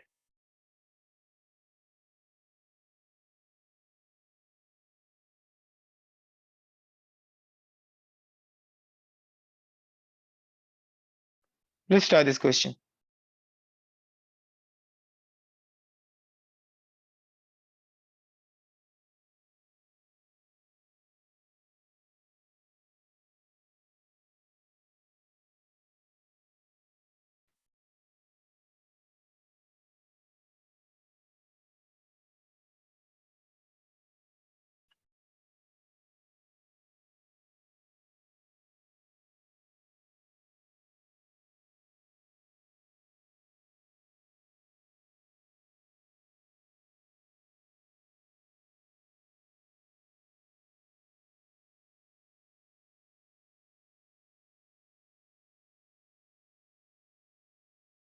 Question में एक मैट्रिक्स गिवन है और पूछा गया है उसका एंटीसिमेट्रिक पार्ट कैलकुलेट करो।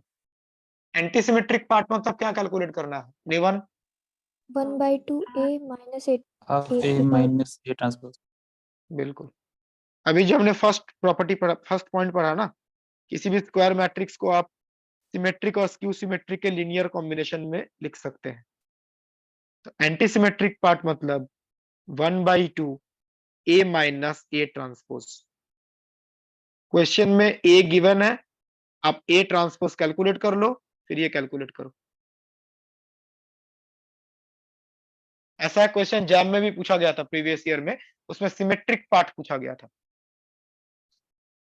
सर ऑप्शन ए होगा। ए होगा सर। Right, option A.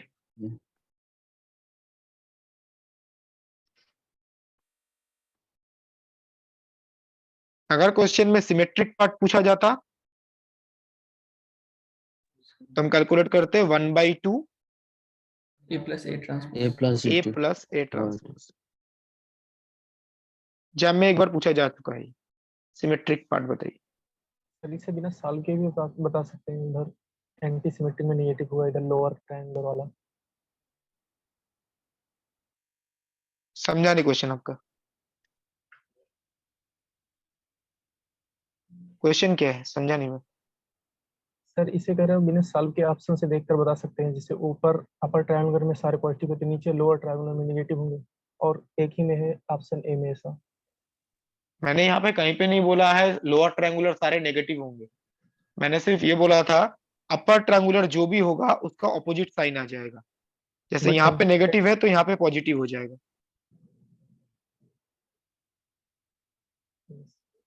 मैंने जब ये एंटीसिमेट्री का फॉर्मेट बताया, मैंने थोड़ी ना बोला था पी क्यू आर पॉजिटिव होना चाहिए। P Q R can be anything, जो भी यहाँ पे आए उसका ऑपोजिट साइन यहाँ पे आ जाएगा। अगर यहाँ पे -1 आता है तो यहाँ पे क्या आएगा? +1। यहाँ पे अगर 3 आता है तो यहाँ पे क्या आएगा? -3। तो ऐसा नहीं है अपर ट्रायंगुलर पॉजिटिव ही होना चाहिए। जितने भी ऑप्शन गिवन है सारे एंटीसिमेट्रिक है, आप चेक कर सकते हैं। लेकिन इस गिवन मैट्रिक्स का एंटीसिमेट्रिक पार्ट ऐसे कैलकुलेट करेंगे और ऑप्शन ए आएगा।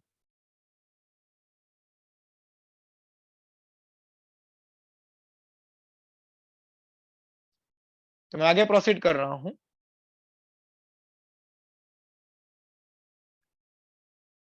Please try this question.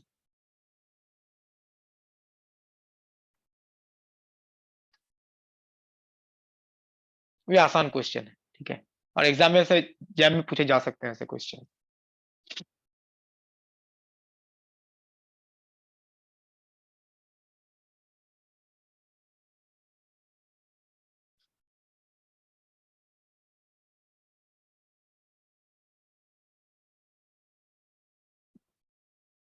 B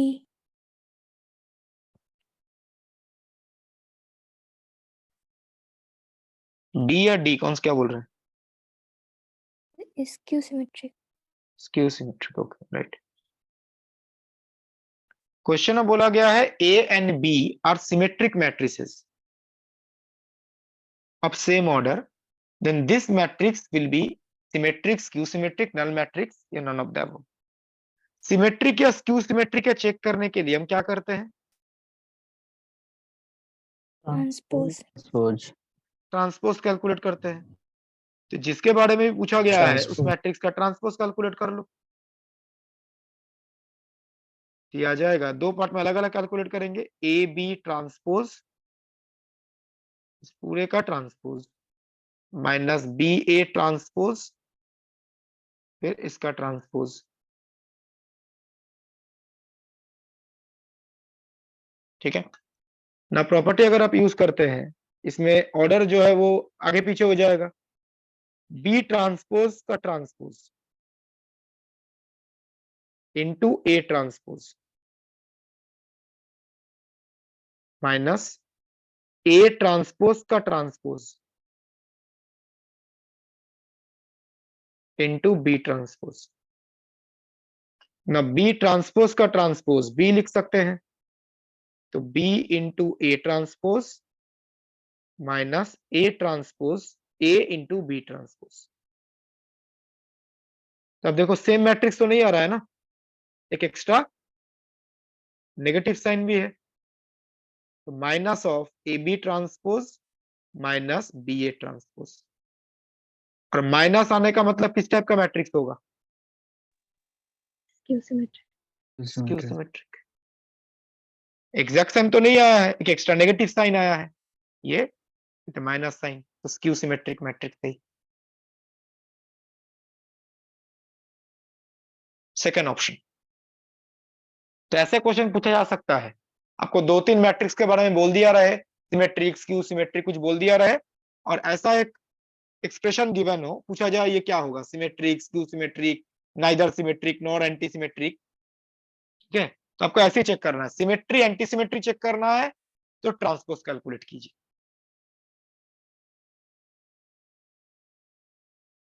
तो मैं आगे प्रोसीड कर रहा हूं।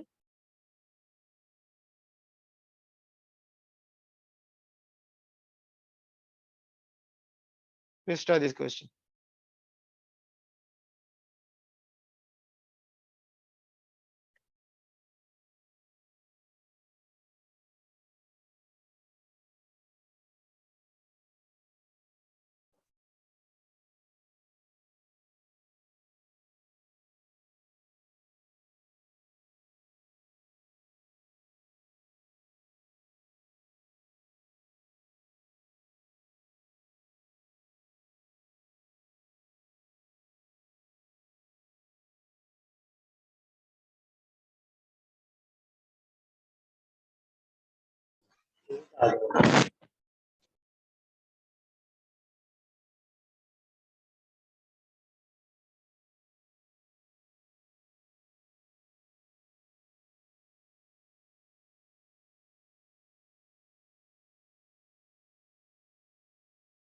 किसी ने पूछा है पिछले क्वेश्चन में A and B symmetric matrix है, वो देने का क्या मतलब है?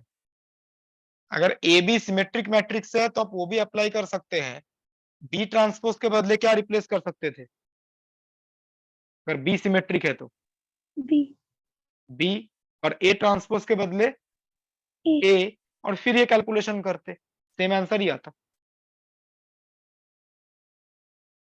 तो सिमेट्रिक है तो यहाँ पे आप बी ट्रांसपोज के बदले बी और ए ट्रांसपोज के बदले ए लिख सकते हैं, और ये कैलकुलेशन सॉल्व कर सकते हैं, आंसर सेम ही आएगा।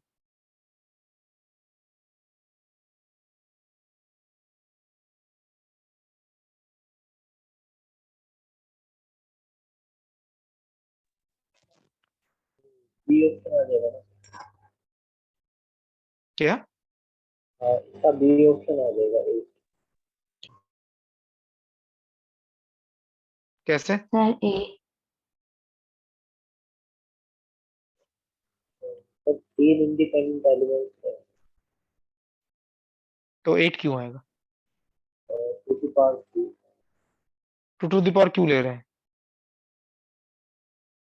इधर 0 और 1 हो सकता है।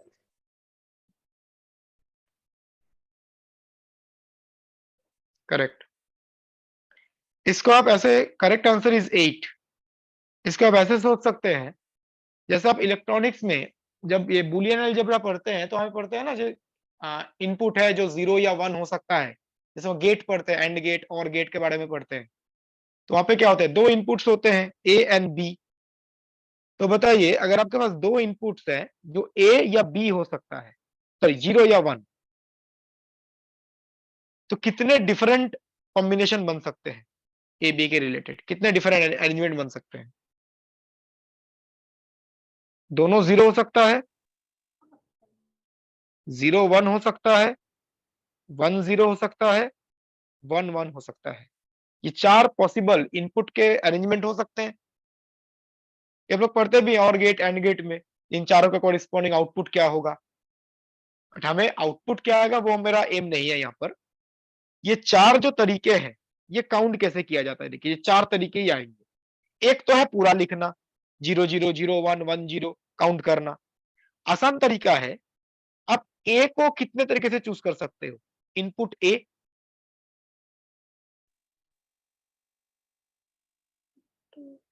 To ways, input A can be either 0 और 1। इनपुट ए को आप दो तरीके से चूज कर सकते हैं, आइदर 0 चूज कर सकते हैं या 1 चूज कर सकते हैं। वैसे ही इनपुट बी, इसको भी आप दो तरीके से चूज कर सकते हैं, आइदर 0 या 1। तो टोटल कितने अरेंजमेंट्स बनेंगे? 2 into 2, 4 वेज। ये 4 तरीके आएंगे, इसका कैलकुलेशन ऐसे होता है। Input A can be chosen in 2 ways, input B can be chosen in 2 ways, both inputs can be chosen in 4 ways, 2 into 2।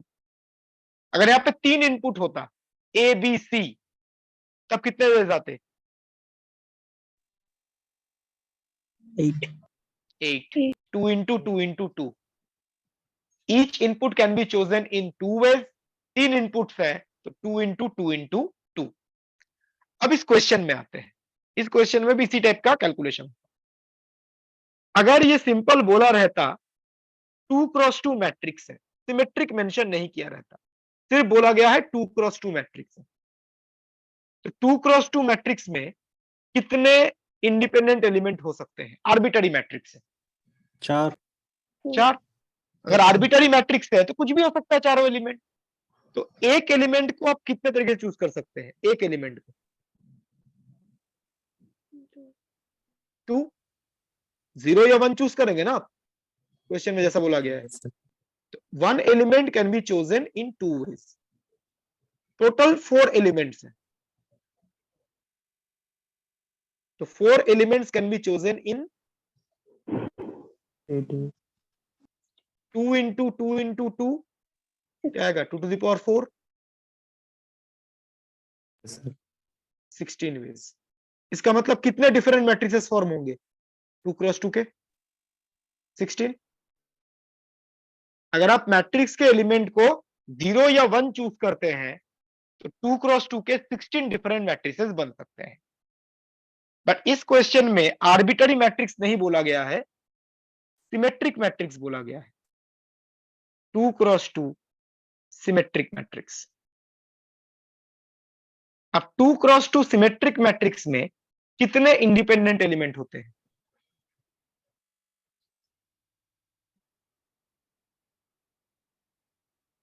अभी फॉर्मूला बताया गया था, 3 होते हैं सर। 3 चेक कीजिए, 3 इंडिपेंडेंट एलिमेंट। जैसे आर्बिटरी मैट्रिक्स लेंगे तो चारों इंडिपेंडेंट होंगे, बट सिमेट्रिक मैट्रिक्स में 2 क्रॉस 2 में 3 ही इंडिपेंडेंट एलिमेंट होंगे।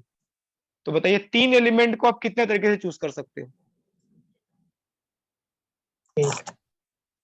2 into 2 into 2, 8 वेज। तो कितने डिफरेंट मैट्रिसेस बनेंगे? 8। यही तो पूछा गया है ना, कि कितने डिफरेंट मैट्रिसेस बनेंगे।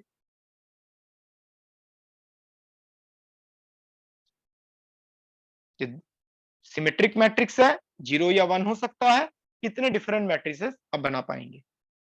अगर यही क्वेश्चन सिमेट्रिक ना होकर स्क्यू सिमेट्रिक होता, ये भी क्वेश्चन हो सकता है। 2 क्रॉस 2 स्क्यू सिमेट्रिक मैट्रिक्स।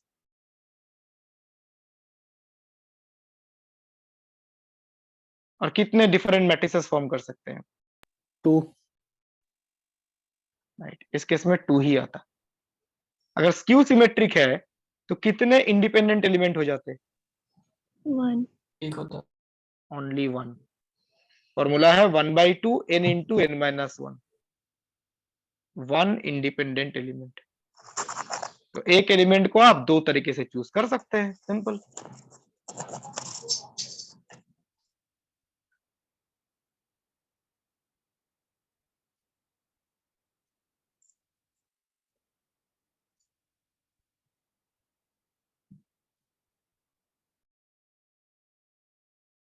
तीन क्वेश्चन बन सकते हैं। सिंपल अगर 2 क्रॉस 2 मैट्रिक्स होता तो 16 मैट्रिसेस, 2 क्रॉस 2 सिमेट्रिक है तो 8, 2 क्रॉस 2 स्क्यू सिमेट्रिक है तो ऐसे 2 ही मैट्रिसेस बन सकते हैं। सारा कुछ डिपेंड करता है कितने इंडिपेंडेंट एलिमेंट। एक एलिमेंट को आप दो तरीके से चूज कर सकते हैं, तो 4 एलिमेंट है 2 to the power 4, 3 एलिमेंट है 2 to the power 3, एक एलिमेंट है इंडिपेंडेंट 2 to the power 1। तो इस क्वेश्चन का करेक्ट आंसर होगा ऑप्शन बी 8। कोई डाउट है तो please ask.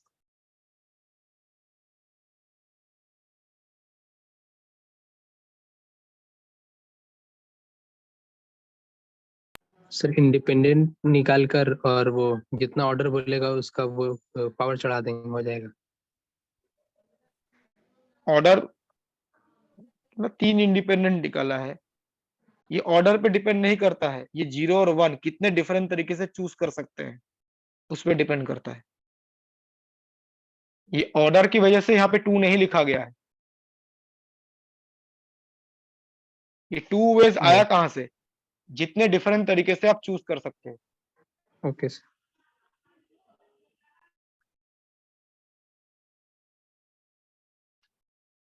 Anything else anyone?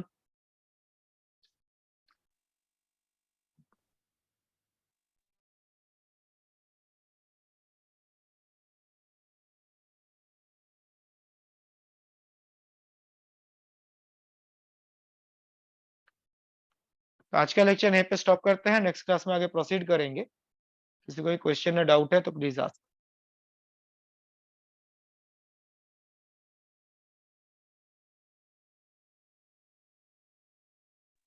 Sir अभी आप जो है रिमेनिंग पोर्शन जो रह गया था जून बैच का वही कवर कराएंगे ना इसमें? पहले तो वही कवर करेंगे ना। नहीं सर, मतलब बाकी का भी कराएंगे आप इसमें या फिर उतना ही होगा, ये पूछना था। नहीं, बाकी का भी होगा। Okay sir,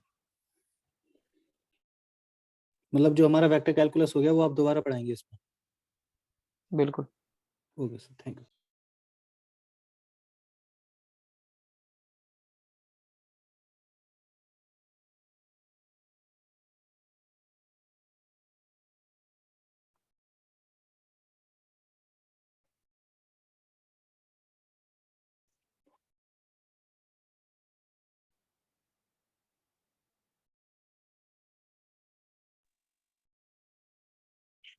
hello sir. बताइए। सर यहाँ पे 4 एलिमेंट्स है, उसको 2 to the power 4 हुए, जो वो कैसे चूज किया गया सर? यहाँ पे 2 एलिमेंट था तो 2 into 2 किया गया ना। अगर 4 एलिमेंट होते तो 2 into 2 into 4, 2 को 4 बार मल्टीप्लाई करते तो 2 to the power 4 आएगा ना। अगर 2 को 4 बार मल्टीप्लाई किया तो यहाँ पे कितने इनपुट्स थे? 2। फिर 2 into 2। अगर 4 इनपुट्स होते तो 2 into 2 into 2 into 2, उसको क्या 2 to the power 4 नहीं लिख सकते? ये सर समझ गया।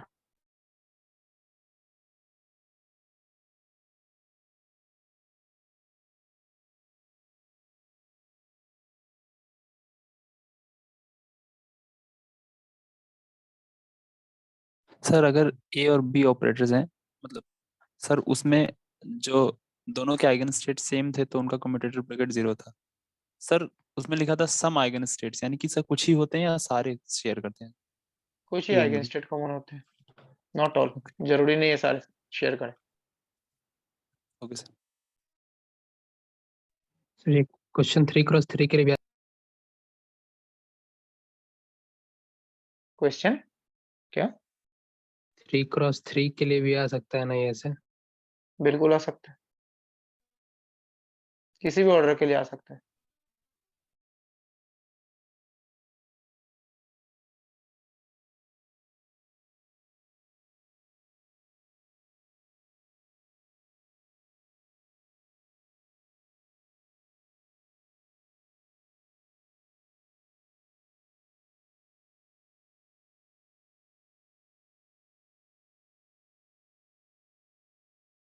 ठीक है, मैं मीटिंग एंड कर रहा हूँ। Thank you very much everyone.